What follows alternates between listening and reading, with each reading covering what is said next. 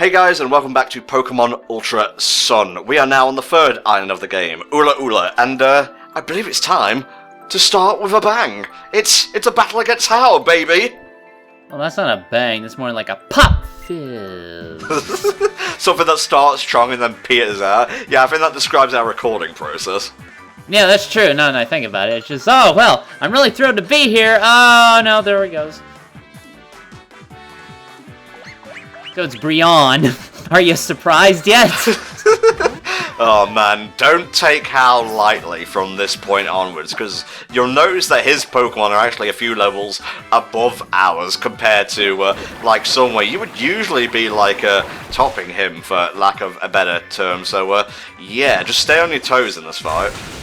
Yeah, I mean, when compared to Pokemon Sun, I can't really recall a Hal fight that was difficult. Like, I would imagine he was harder earlier on, because at that point you didn't really have much of a team to kind of deal with stuff. But later on, even like when you last fight him, like I'm not counting the title defense. Like when you fight him before you go into the Pokemon League, even then I really didn't have any trouble with him. I was easily able to counter his guys, and I didn't really struggle. I think the hardest one actually for me was when he jumped my ass after I got off the boat, and then challenged me to a fight. I think that was the one that pissed me off more than anything else. I see, so the only way he could beat you in the base games is to bomb rush you. Damn it, Game Freak, what's the deal? Well, I mean, when you have to deal with somebody of my skill and strategy, you have to do everything you can to win, even if it is underhanded and cheating. We'll just call this Golden Frieza. Oh, are you still over Vegeta not getting the kill, by the way? I'm over it. I fall super here and there.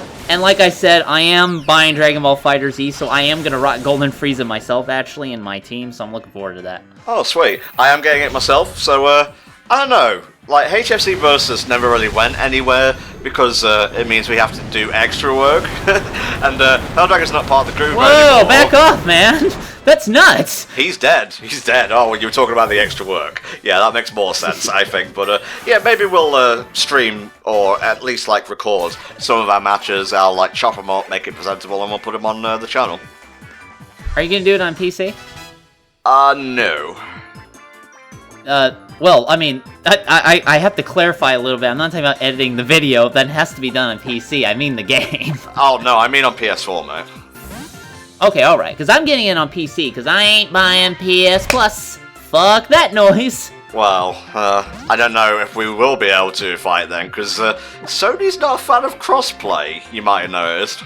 Yeah, that's unfortunately true. I don't know, we'll see what we can do, if we can work it out down the line. If we can, yeah, we'll make it happen. Silly bat thing, you die in 2 hits. I got you rocks for a birthday gift. Be pleased. Or at least be grateful. I mean, Sega did make it so Supersonic wouldn't be paid DLC anymore, like literally the day before it was meant to go live and be payable. Wow, we have gotten increasingly topic throughout this playthrough. You know, topical? Just say, oh, here's something I learned about on Twitter, let's share it with everybody, it'll be good. Yeah, this recording session is going to be extremely dated, let's put it that way. Well, to be fair, my commentary has been dated for a long time now. Same, honestly. I'm just in the 90s at any given point, at any time of the day. I just want to scream out radical whenever I take down an opponent's Pokemon. You know, I've had this idea on and off, but part of me has wanted to do like a stream of 90s video games where I try to make it as 90s possible, in that I've got 90s food, I've got 90s music playing, that kind of stuff. But the problem is they don't. Well, they make Surge again. Like, at the point I was thinking, I'm like, oh wait, no, they don't make Surge anymore. And then they brought it back, which is fantastic. But I'd have to get, like, 90s food, and they're still making whatchamacallit. Did you know that, by the way? Oh, right. That's an actual brand of food, isn't it? Yeah, it's like a chocolate thing from Hershey's. And I saw, like, a commercial for it, like, in the 90s. So I'm like, well, obviously they're not making that anymore. Nope! Whatchamacallit is a long runner, apparently, which is just nuts. Huh. Good name for a Pokemon, whatchamacallit, but, alright, Bloops, get in there. Let's see if you can survive the Bubble Beam Fury. Oh, the deadly Brion, the most advanced of middle evolutions, especially when it's got a super move. It's about to fire right now. Yep, told you, man, don't underestimate Hao. He comes in guns blazing. They should have a Hydro Vortex duel, like Brion versus Slow-Mo. But in the midst of the Vortex this is going up, Brion loses position of Slow-Mo, thinks she's got the upper hand. But then from behind, Slow-Mo's blank expression becomes clear as it does one final attack to knock it out. Ah, the Slow-Mo finger. Yeah, we just need more anime fights with Slow-Mo, but he doesn't actually, like, physically move. Like, it's his model. It doesn't budge at all. But it just flips around as he's doing shit. Nothing will ever beat Toucanon doing, like, the flying Z move, okay? Don't try and top it, it's not possible. That was pretty good, actually, I remember that now, where he's just like, ah! Will he survive? Barely. Ugh. Get out. My starter's better.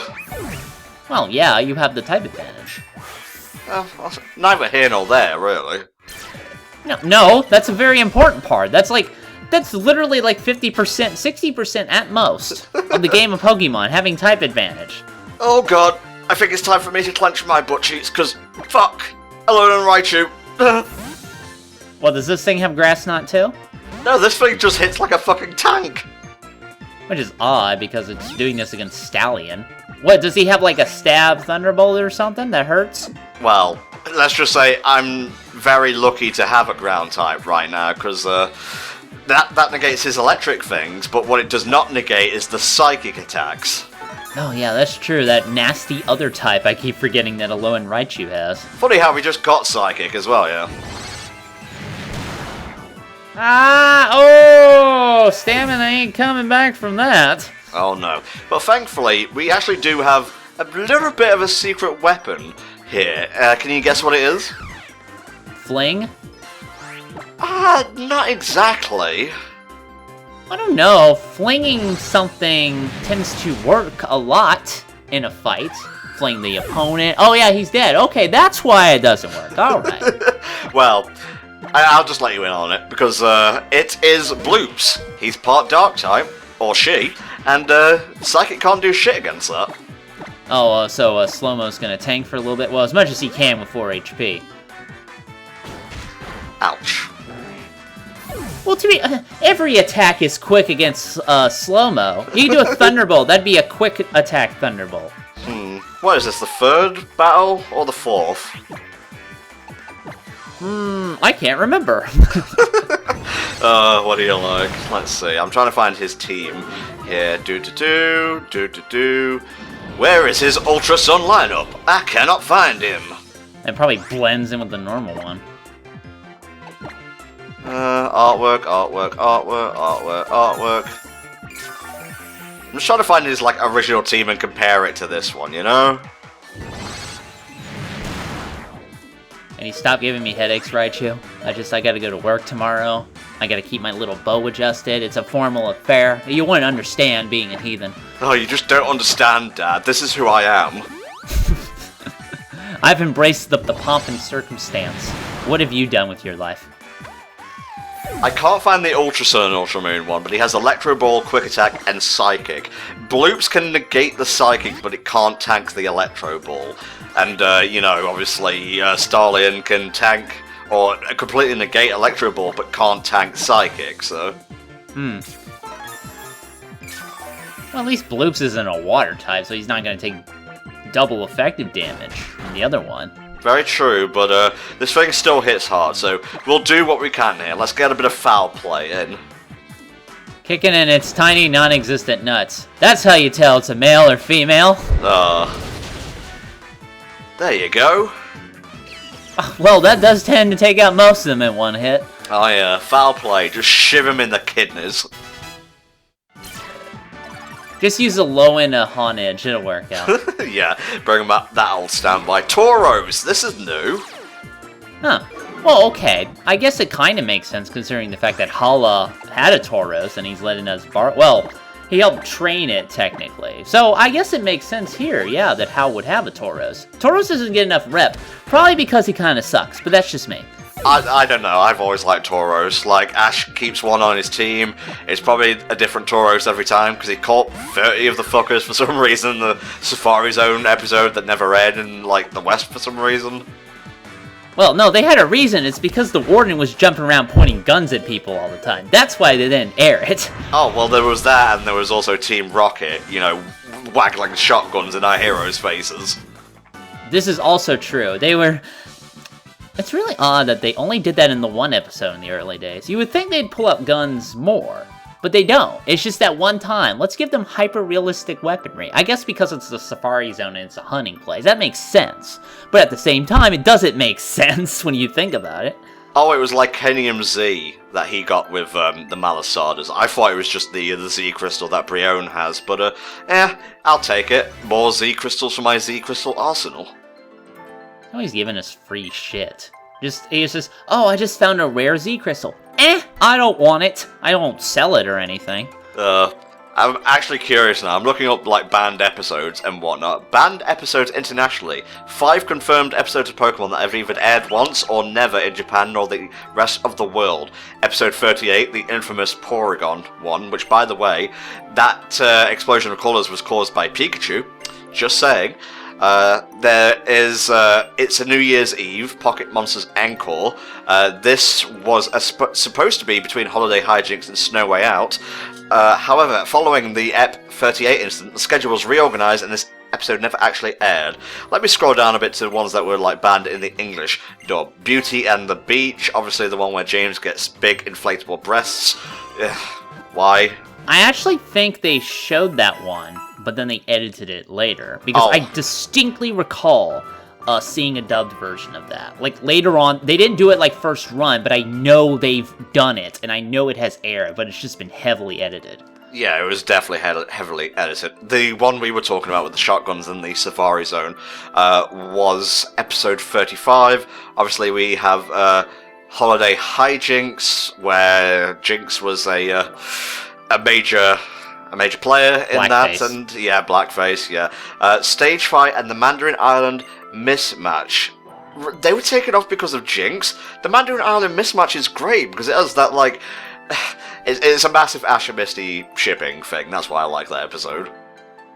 There were also some other episodes that only aired like once in Japan, and they weren't aired at all. I believe one was involved in Chen Chao, and another one had Gyarados in it, if I recall correctly. There was also a Tentacruel one that I think didn't really show anymore back in the day because of the September 11 attacks, because it's a giant Tentacruel wrecking buildings.